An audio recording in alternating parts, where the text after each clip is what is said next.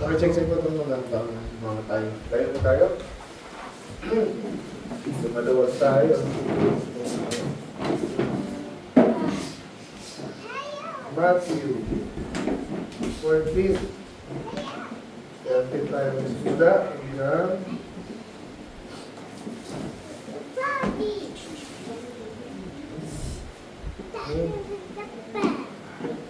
ba tayo? Yeah, 21 na.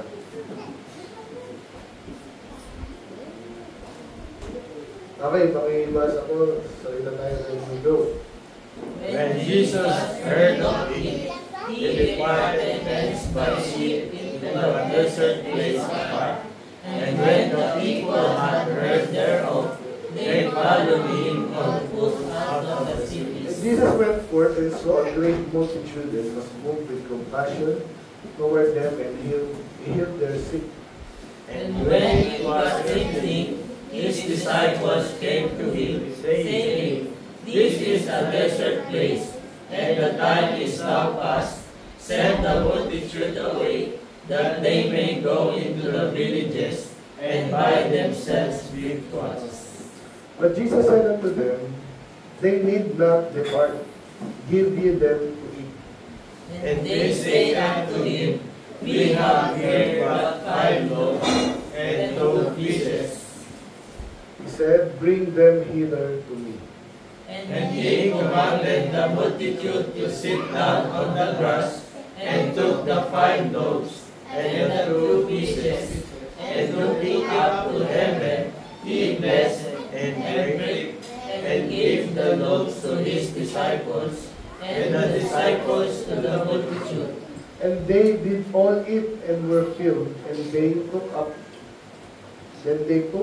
of the fragments that remained 12 baskets full. Sabay-sabay.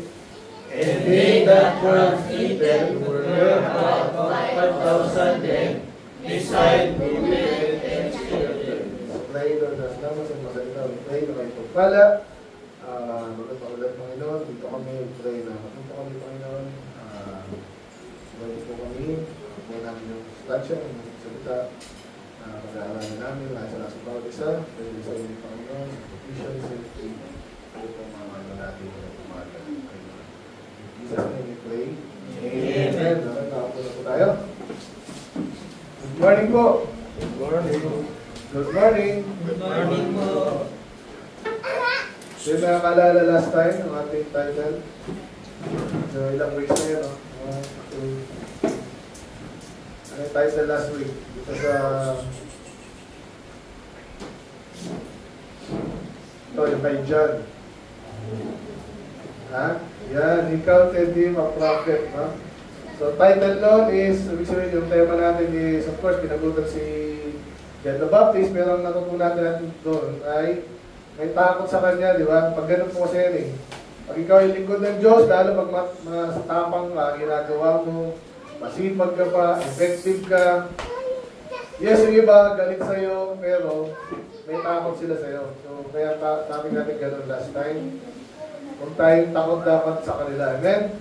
Alamin mo yung kalooban Diyos, gawin mo. Minsan talagang may mananakot dyan eh. Paparinig, paparamdam. Okay? Ano nga ganun, pero dapat sila yung takot sa actually takot nila sa atin. Pero yun ang mahirap sa atin, kailangan may takot sila ng konti, galang at the same time. Dapat maano yung loob nila, hindi sila yung tatakbo. Hindi madali, pero kaya yan, hindi na balance. Gawin talaga kalooban ng Diyos, nandito na instruction natin.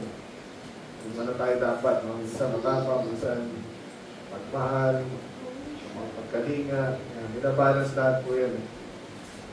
Amen? Kaya, paano nyo matutunan yun? Napakahirap ng pastor nyo, mabalance mo lahat yun. Kaya makinig ka lang. Then, intindihin mo, apply mo na agad sa buhay mo, kapit na kalimutan. Okay? So ngayon naman, si Jesus pa ito nagsasalita. Ngayon,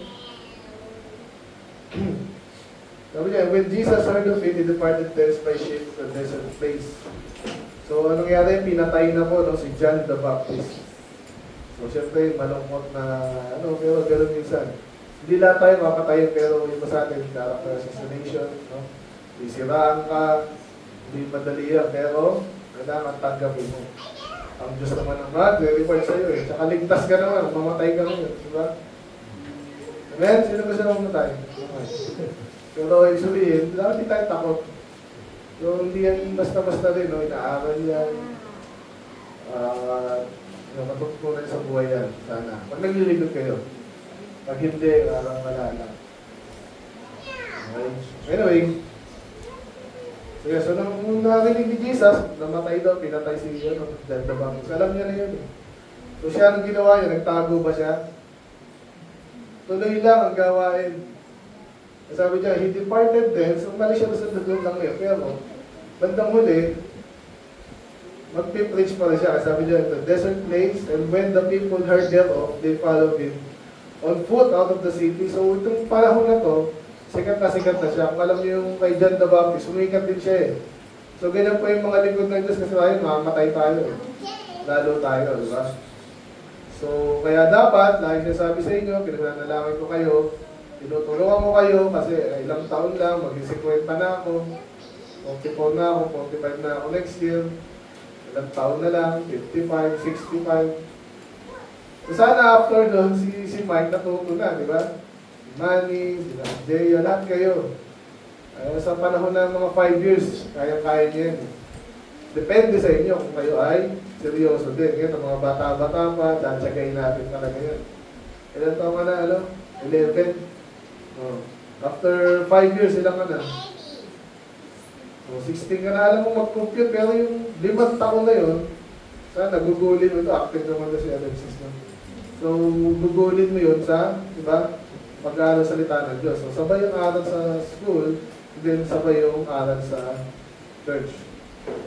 Ano naman yung complementary naman yan, hindi naman nag-aaway unless may tinuro pa dito. Okay?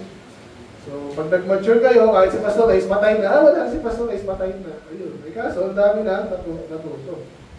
And then, kung ilang kayo dito, 10 lang kayo dito, eh, parang katumbas nyo naman si Pastor Ace. Hindi okay na yun. Yun ang buhay natin. So, namatay si John the Baptist, nandito pa si Jesus. Lalo ngayon, itindi yung ministry ni Jesus. Kaya dito, ginawa niya. So, siya naman yung sikat ngayon. So, pati yung mga follower niya talagang, hindi lang sa Instagram yung Facebook, I follow. Hindi lang gano'n. So, talaga, gusto pumunta si Jesus, talagang follow on foot. Alam niyo yung mga rockstar, gano'n din yung mga, sinusundan talaga sila. May tour sila. Yung gayahin yun, sinasabi ko lang kasi nalaman ko eh. Yung mga panatiko, sino masikat na ngayon? Kailan lang si Taylor Swift, di ba? Kilala niyo ba yun? Sabi mo niyo yun eh. Ay, sabi yung bihis no? Kapaspas ang anyway. Tinatangkilik ng mga young people dyan, di ba? Yung nag-share pa nga sa Facebook, kinakanta yung ano eh. Kilala niyo ba yun? Hindi na, huwag nang kilala. Pero kilala niyo yun. So, ganun. So, na-influensyahan sila. So, yan, doon tayo sa mga rockstar. So, ginagawa ng mga panatik ang tawag dun eh. Sinusundan nila, kumari, yung si Taylor Swift. Magtutuloy sa buong Amerika. Nasa buong mundo. Gagawin nila, pupunta rin sila doon. Well, January 1, nasa Pilipinas ni ano. Pupunta rin doon yung mga fans nila para sa puntahan. Di ba yung mahal nun? Gastos nun. Pero walang kwenta-kwenta ginagawa nila, di ba? Kasi sinusuportahan nila, walang kwenta. Ito si Jesus, kung saan siya pumunta, well, yung mga disipulo na talaga, kasama nila. Pero yung iba, nung umpisa, sinusundan din siya. Okay? So, doon yung suporta. Amen? Kaya salamat nga, si taga-suporta ko lang dito, si Christian. Yung pamilya ko kasi. Si Christian, saan ako? Doon din siya, di ba? Kasi alam niya, di ba mo, sino papakanta kung wala si Christian? Pwede naman ako. So, maganda may iba, di ba? Sundan niyo ba? So, ganun ba kayo? Tanong niyo rin sa sarili niyo, bakit nila ginagawa yun? Kasi gusto nilang mapakinggan si Jesus, eh dati wala pa YouTube. Ngayon, pag na-miss mo to, naka-record yan. Dati wala. No? Sabi ng isang preacher, sinadya daw ng Diyos yung Jesus. Kasi kung na-record sa YouTube si Jesus, Maganda sana yun, di ba kaso?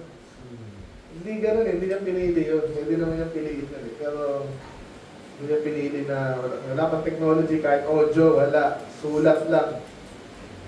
Na-record yung preaching niya. Anyway, so sabi dyan, so yung number 1 lesson, kung taga-suporta ka talaga ni Jesus, hindi mahirap sa'yo na pumunta, kung nasaan siya, makinig, mag-preach. Kaya mamaya may blessing itong mga to. Okay? Kasi nasabi ko na may title, di pa, no?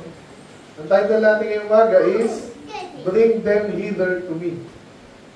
Subtitle natin, The Feeding of the 5,000. Okay? So, sikat na sikat to, kailangan alam niyo to. Ilan yung pinakain daw? 5,000. Hindi, no? Anyway, and Jesus went forth and saw a great multitude. Pag sinabing multitude, marami yan. Actually, hindi nga lang 5,000 nun, yung mga lalaki lang yun. Eh syempre, kung kasama yung asawang babae, kung sabihin natin average sa atin 3 anak, eh dati sa kanila marami yan ang anak nyo. 4, 5, 10, ganyan eh. So ilan yun? Yung 5,000 times 2, kung may asawa, di 10,000 na. Eh kung may anak, di mong 3 na lang. Ilan yun? Dea.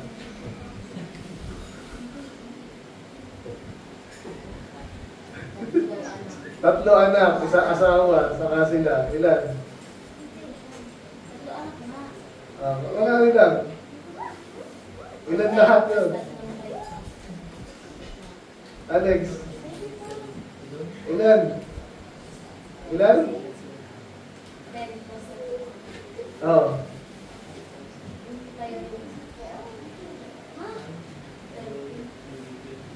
Ilan, Bea? Oh, 5 isang pamilya. Hindi, 5,000 yung lalaki. For example lang, mayroon silang asawa lahat. At may tigta-3 anak. Ilan lahat sila?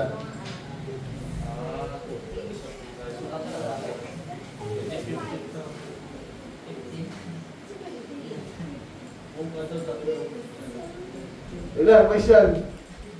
Steven? Yun, 25,000. Around that number, di ba? Ang dami nun. Ilan ba kasi sa,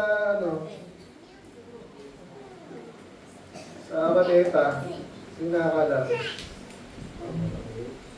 Libo din yun, pero hindi gano'ng karami. Alam mo, parang mga 10,000. So, mas ang daming tao. Talagang sinundan siya, no? So, bakit nga nila number? Kasi imagine nyo yun, gano'ng karami. Mamaya, papakainin yun. Eh sabi niya, when it's evening, so gabi na, his disciple came to him and saying, this is a desert place. No? So medyo lumayo kasi sila sa Kapias na, no? Hindi agad makakauwi yung mga tao. Kaso nga talagang gusto makinig ng mga tao. Sumunod na yun. Eh gabi na, saan kakain yun? Nakakita niyo ang problema? And the time is now past, send the multitude away that they may go into the villages and buy themselves picture. So tama naman yung mga disipulo niya. Kasi pag gabi na, hindi mo pa pinauwi, saan kakain yan? No? So actually, naulit pa po ito. Later, 4,000 naman. No? So tandaan nyo ito ha, ilan yung pinakain? 5,000 men. Okay, merong sakaling kasama yung pamilya, around 25,000. But Jesus said unto them, okay, nagpo-propose yung mga disipulo, pauwi na natin yan. Kaso, may ibang sinabi si Jesus. Sabi niya, they need not depart, give ye them to eat. Sa Tagalog, huwag niyang pauwiin, hindi nila kailangang umuwi. Pwede silang umuwi, pero si Jesus sabi niya, hindi kailangang umuwi, pakainin nyo. So ngayon, ano yun? May problema sila, mga disipulo. Paano mo mapakainin yung 25,000 or something na 5,000 men? And they said unto him, we have here but 5 loaves and 2 fishes. Yes, may pagkain naman tayo. Problema, 5 lang, 5 loaves. Gano'ng kalaki yung loaves? Hindi lang yun, parang Gardenia. Ano kinakain dito? Ano pasikat dito? Tasty. Pinoy tasty. Alam niyo yan? Gardenia. Alam niyo yan? Kaya nakalaki yun, no? So, kung isang tao ka lang, kaya mo. Eh, 5. Ang dami, no? May kaso 25,000. Ano magkakasahin yun? Eh, meron namang fish. Siguro tuna to. Hindi, kung ano man yan. Papalaman siguro yun, no? Eh, kaso, okay nga. 25,000 around that time. Around that number. Ang laki ngayon, ha? Problema nila. Okay, so nagkaroon pa yung ganong problema. Sino maraming anak dito? Si Kuya Alan. Paano mapakainin to? Meron akong Antoinette, Beba. 25,000 eh. So sabi niya, yung title natin, he said, bring them hither to me. Ano daw yung dadaling kay Jesus? Yung?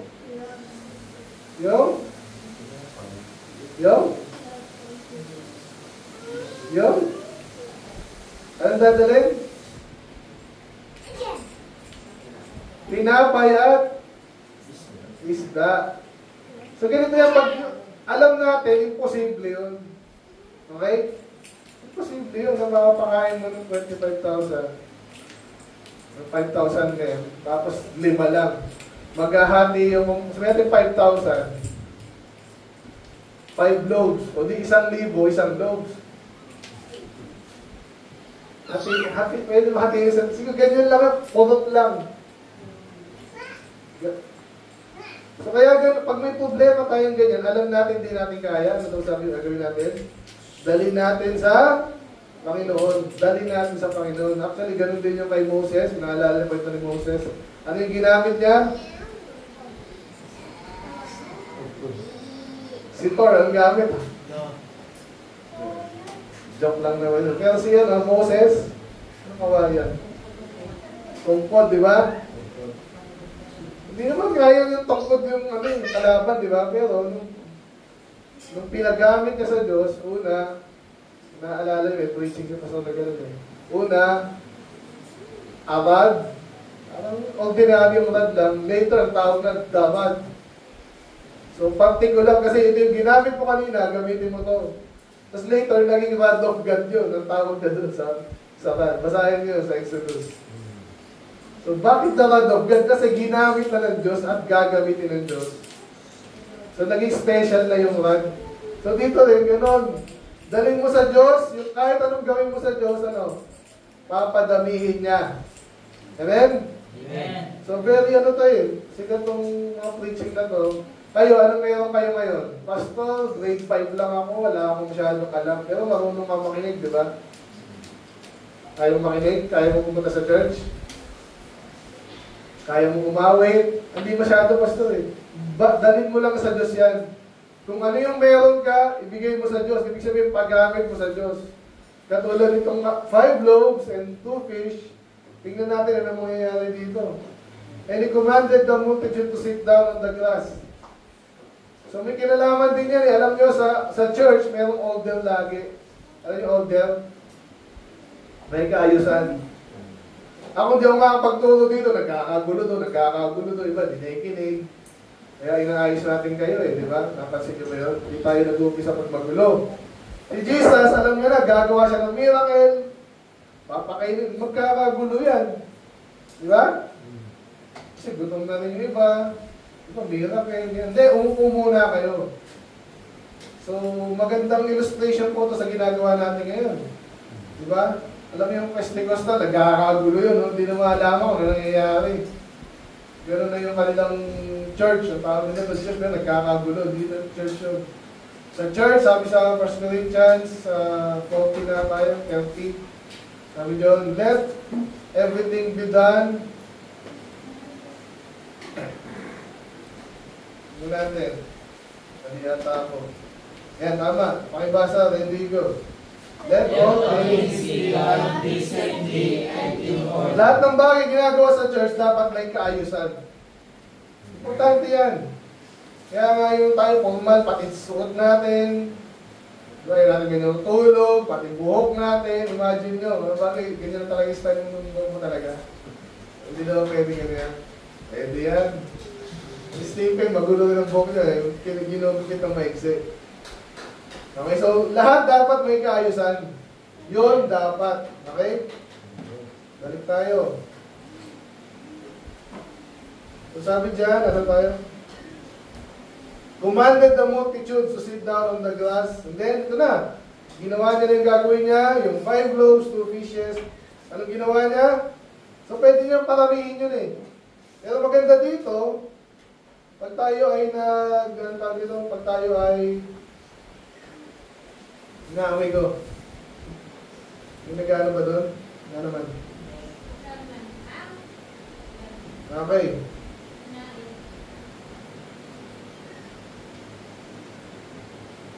Looking up to heaven, ano dapat natin gawin?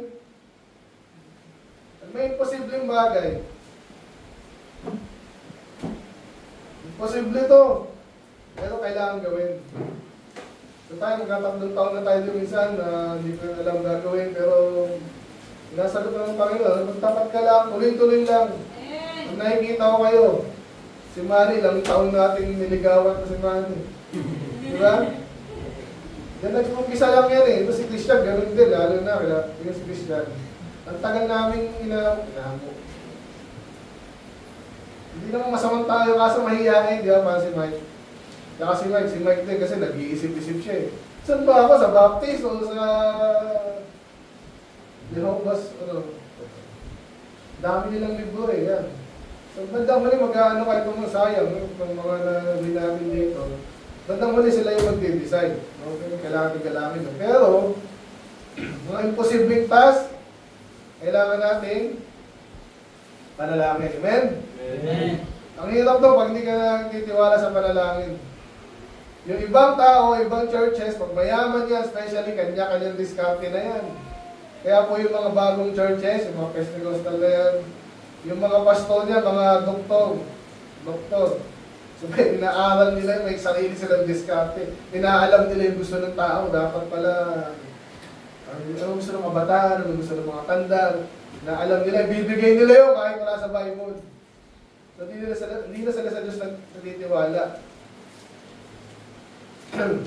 Tayo, yung inaaral din natin yan, pero bandang huli, walang ibang way para magtagumpay ang church kung hindi umasa sa Panginoon. Kaya ito ginawa natin si Jesus na to nanalangin siya, tumingin sa langit, and bless and break. Nanalangin, and then, pinamigay na. So, ganun din yung ating ginagawa dito. No? Again, lungkot ako, iba nawawala. Narinig na nila at least, no? Yung dapat nilang marinig. So, sila yung kilos namin sa kanila, depende sa kanila. Alam nila dapat yung makakabuti sa kanila. Ayun din, di ba? Pero ang ginawa ng Panginoon dito, pinamahagi na. So, tayo ganun din. Yung alam niyo yung loaves, yung bread, madalas kayo pa rin sa salita ng Diyos. Ganun lang. Gawan mo lang sila ng mabuti, turuan mo lang, and then, anong gumawa dito? Dumami na, nagkasya na. So again, huwag yung isipin na ano lang to, talinghaga lang. Physical na nangyari ito as in, 5,000. Hindi naman i-record ng ganyan yan kung ano lang. Tapos talagang physical food din eh. Physical fish, physical bread. Obviously, yan yung nangyari talaga. Okay? So, pwede ba natin i-apply dito sa atin? Kunwari, sa amin, no? Limitado lang din yung resources, pera. Diba? Pero sabi ko, magkakasya yan. Pagkasyahin natin yung kung ano lang yung meron. Amen? Ito, matagal natin pangarap to eh. Mas maganda talaga church, mayroong piano. Eh, wala pa, di ba? Tsaga-tsaga lang. Ngayon, meron na tayong piano. Meron lang yan, unti-unti. Mas mura gitara, nag-umpisa dyan. Later, may aircon na rin tayo. Amen? Sana. Ano pa? Mas natin, mas malaking place, di ba? So, pinapanalangin yan, and then, ginagawa yung habang ginagawa yung kalooban ng Diyos. Matutupad ko ano yung dapat. So, yun. So, nangyari? Pinamahagi. So, pansinin nyo rin dito, hindi si Jesus yung namulpod. Kahit si Moses, ganun ang aral eh. Yung pinakalikod ng Diyos, hindi lang siya yung magkikita sa church. Napansin niyo ba yun? So, si Jesus pinarami, binigay sa disipulo. Yung mga disipulo, siya yung namudpod. So sa church, ganun din. Kaya kayo, kung matututo kayo, kayo na yung gagawin din ng Diyos. Hindi ko kaya mag-isa, mahirap. Pag naturuan na kayo, hindi na kayong tipong tamad-tamad, hindi yung kailangan pasabihan. Alam nyo na yung kailangan nyo gawin, alam nyo yung gawain eh. Baligtas yung mga luluwa, so winning, and then invite, matuto, akay. Ganun yun. Later, nagpupusa na kayo. Para mga taga-San Mateo, alam na nila yan. So iba nga rin, kailangan din umaano rin eh. Nag-iisip yan, di ba? Anong gagawin ko sa oras ko? Yan. Lagi na naman sa church, nasasabihan ka pa ng nanay, tatay mo, anak mo. Laban yan eh. Malaman yan, dito kayo ngayon. Amen? Amen. Last week daw, konti din kayo kasi nga, baka bakasyon. Kami nga, walang bakasyon eh. Alam niyo ba yun? Trabaho, ministry, yun na yun. Kung may sakali, last time, naggala kami noong 14, di ba yun dito? So yun lang yun, siguro twice a year. Ganun lang, hindi yung panay sarili. Ngayon, karamihan na yung Pasko, ang daming na po sa Facebook, di ba? I-display pa nila yun. Ito nga pala kinain namin, at nasa ganito kami, nag-staycation kami sa ganito. Walang masama, di ba? Pero, minsan, pag puro sarili mo lang, anong ma-achieve mo sa Panginoon? Wala. Wala kang ma-achieve. Kaya yan ang habang nabubuhay kayo, kung nahihirapan na kayo umattend pa lang, hindi kayo makapaglingkod. Napakahirap maglingkod sa Diyos. Amen? Amen. Maganda naman yan, pwede maging madali yan kung ano, at least tama yung attitude nyo. Aakain naman kayo, hindi nyo kayo biglaan. Mali, ikaw mag-press dito. Hindi ako marunong. Hindi naman bigla-bigla yun eh, di ba? Amen? Amen. Hindi bigla-bigla, pero kailangan magpa-trade ka. Hindi yung sinasabi mo, magbasa ka. Nagbasa ka ba? Sinungaling ka pa. Walang mag-ano sa inyo, walang kay-fail sa inyo. Kaya nagbabasa pa yung Bible, sabi niyo lagi, mas maganda, consistent. Isulat nyo. Kami, naka-GC kami. Ano, mabilis pa? Madali lang, pagkatapos ko, may record ka na, nakita ng iba, para may currency sila, baka nakalimot din. Yan. Kasi walang iba tayo mga tanong na, pwede ako magkwento sa'yo, magturo sa inyo dito. Yung bandang huli, kailangan kayo yung peace, kumain din. Salita ng Diyos. Okay? Ako, salita ako to pero salita din ng Diyos. Pero, pag binabasa niyo yan, solid yan. So, mahirap pa akong magbasa eh, unti-untiin mo lang. Diba kanina, nagbasa tayo. Mga familiar kayo, after 5 years, sa palagay mo, hindi ko makakapagbasa pa rin. Okay. So yun, kaya kailangan natin, yung mga disipulo, nagtatrabaho, kabahagi sila ngayon ng miracle dito. Amen? Kung sakaling yung Discerning Word Baptist Church dito sa Hala-Hala, lumaki kunwari. Hindi lang si Pastor isang bida doon, hindi lang Panginoon. Amen? Kasama kayo, sino yung katulong ni Pastor dyan? Lahat tayo sikat sa Panginoon. So, ganun yun. So, itong mga disipulo, kasama sila sa mundo, nakita rin nila yung nagtataka kasi siguro sa kanila. Kanina, 5 lang to. Hindi na uubos. Kasi ang unang makapangyarihan talaga si Jesus, and then sila, nakikipagti lang sila. Pero kailangan din yung tulong nila para may bahagi yun sa iba. Ngayon. So, yun ang maganda. Tulungan. Pagkatapos, sabi, and they did all eat. Yun nga, yung 5,000 at ang sabi natin 20,000-25,000 yun. Lahat nakakain. Amen? Amen. Miracle. Miracle po yan. Pwede natin kumpara sa mga miracle na pwede natin ma-achieve dito. Ay, mga baptist po yan. Lahat yun may mga kwento eh. Mga baptist sa umpisa, maliit lang yan. Bandang muli. Papalain ito. Tuloy-tuloy. Kasi ang church pwede rin ma-dissolve yan. May nagloko lang dyan, lalo yung pastor, yung pamilya ng pastor, naku, walang nangyayari dyan. So, hindi yung posible. Lahat ng bagay, sabi sa Bible, all things shall be possible with God. Tatapos na. Kaya sabi, and they did all eat. Lahat nakakain, nabusog na hindi ano. Baka sabi pastor, siguro, pumurot lang sila doon eh. Siyempre, makakain lahat. Itong purot lang eh. Hindi lang sila nakakurot, busog, filled. And then, ito po, kung di pa kayo kumbinsido na pinarami talaga yung pagkain, and they took up of the fragments, yung mga natira. Sa dami kasi ng pagkain, may natira pa, gano'n ka 12 baskets full. So, talagang dumami. So sa buhay natin, ganoon din yan. Ganito ka, pinagpala ka na. Hindi lang naman mananatili sa iyo, di ba? Okay, si Mike, silang pinatalino ng Diyos kasi nag-aaral ng Bible talaga. Tuloy-tuloy, nagtapat. Malino. Ngayon, anong gagawin mo sa talino mo? Nakasapat sa iyo yun, pero aapaw yun eh. Ganun din, minsan pera. Pinagpala ng si Mike. Si Mike ay, anong pangalan ko sa buhay? Anong pangalan ko sa buhay? Siman. Ay, naku, laki ng po. Hindi Siman loloko yun, eh. Ang laki ng sweldo, hindi rin lahat, no? Kasi meron dati akong customer namin, ano sila, regional sila. Buong Pilipinas, saka banda, dito sa malapit, Japan. Alam ko lahat ng sweldo nila kasi payroll system yung ginagawa. Ang malaking sweldo, siyempre, yung kapitan. Noong panahon na yun, nasa mga mababa lang, ipag maliit, pag dito lang, nasa 50,000 lang, hindi na naalala ko. Pero siyempre ngayon, iba na, siguro mga wetla na yun.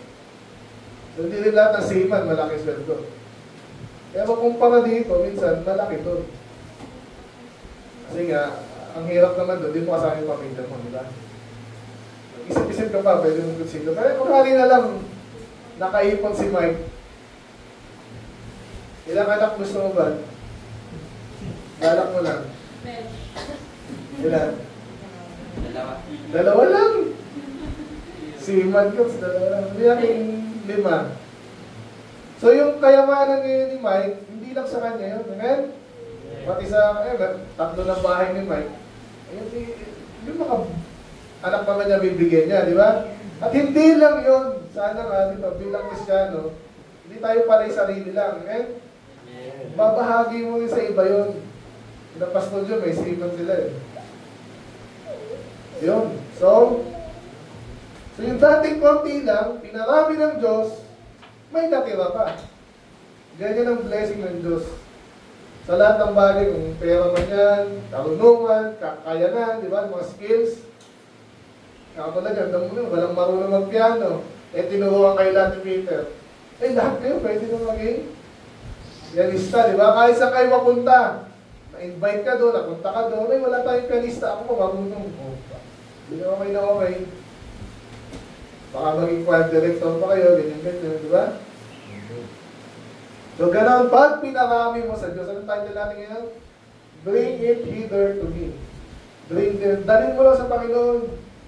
Yung kakayanan mo, dalhin mo sa Panginoon. Hayaan mong payamanin niya yan, pagyamanin, paramihin, pagandahin. At lahat ay makakakain, busog, may tira pa. Ganyan ang blessing ng Diyos. Pag tinignan niyo actually kahit sa history ng Christianity, bakit yung ibang bansa mayaman, yung iba hindi? Ba't gano'n? Iba may influence lagi ng Christianity. Hindi nila matatanggi yun kahit subukan nila. Kaya sa binanggit lang yun, nakakain 5,000 nga beside the religion. So, yun na. Tapos, bilis ko ah.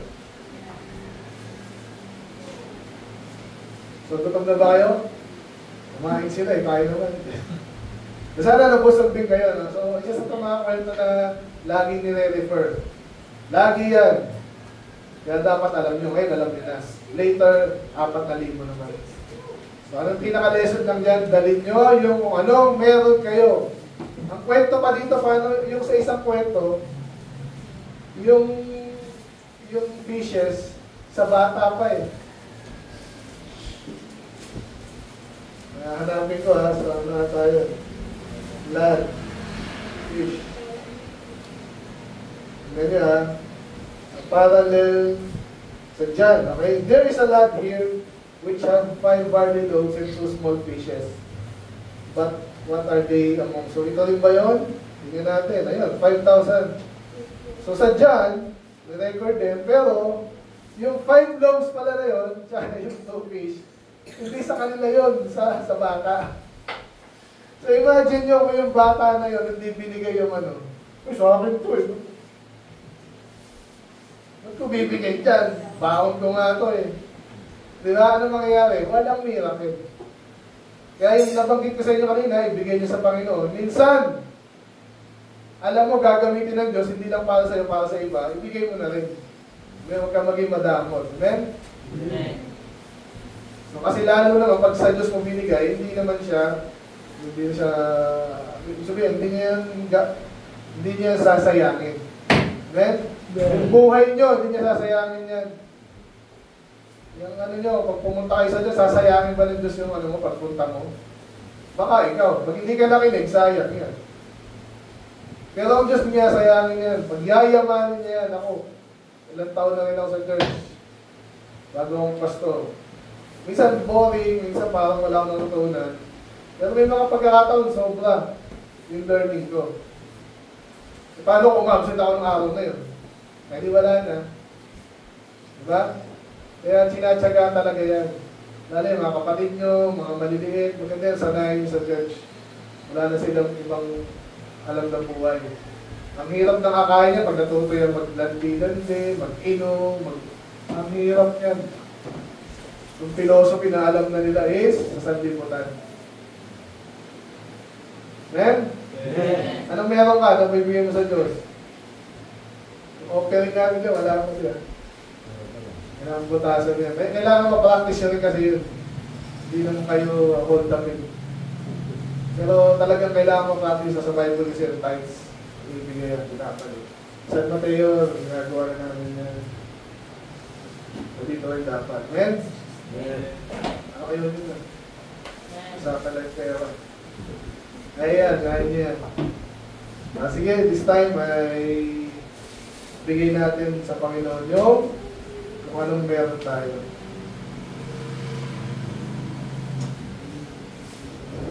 Basta lang yun. Bring them hither to me. Dalhin nyo kay Jesus. Anong meron kayo? Let's pray, Lord. Salamat sa iyong masalita. We pray. Kami po ay pagyamanin nyo lalo pag kami nagtitiwala. Kayo po nakakala kung sino sa amin nagtitiwala. Isang oras lang yan. Utak namin.